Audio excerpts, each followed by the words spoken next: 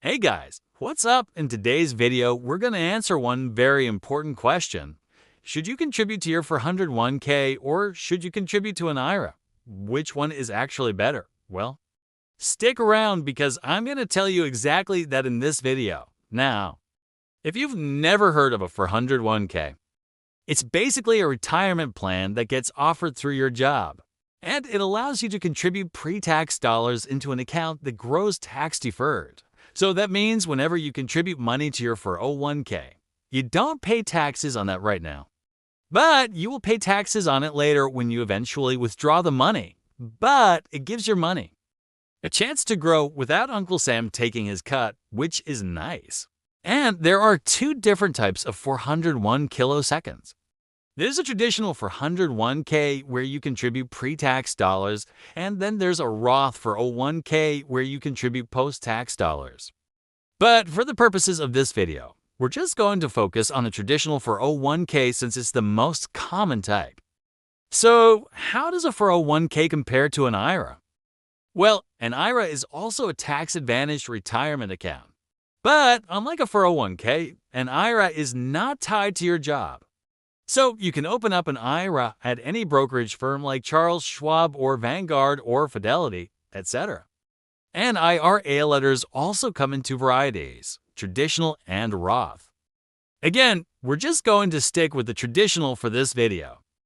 With a traditional IRA, you also get to contribute pre-tax dollars that grow tax-deferred like with a 401k. So what are the main differences between these two accounts? Well, the biggest difference is the contribution limits. Another difference between these two accounts is how the money is invested.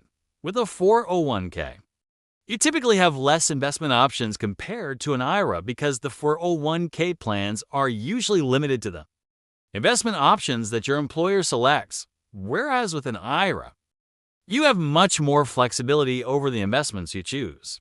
Also, when it comes to fees, 401k plans can sometimes have higher fees compared to IRAs. For example, the average 401k plan has an expense ratio of 1.24%, whereas the average IRA has an expense ratio of only 0.63%. This means that for every $10,000 you have invested, you would pay $12.40 in fees with a 401k and only $6.30 in fees with an IRA. Now, of course, this isn't necessarily true for all 401k plans out there, but it's something to keep in mind. And finally, another difference between these two accounts is the penalties. If you withdraw money from your 401k before the age of 59 and a half, you'll have to pay a 10% penalty on top of the taxes you'll owe on the money you withdraw. The same is true with an IRA. You also have to pay a 10% penalty on the money you withdraw early. However, there are some exceptions to these rules where you won't get penalized. So, if you want to learn more about those exceptions, definitely check out my other videos on these accounts. So, which one is better? Well, in almost all cases, your 401k is going to be better than your IRA simply because you can contribute more money to your 401k. However, if your employer doesn't offer a 401k, or if they do offer a 401k but the fees are ridiculously high, then in that case an IRA might make more sense. Either way, if you enjoyed this video, please make sure to leave me a comment down below. Also, please make sure to like this video and subscribe to my channel. I make new videos about personal finance and investing every single week. So please make sure to stay tuned so you don't miss out on any future videos. Thank you so much for watching, and until next time, I'll see you guys later.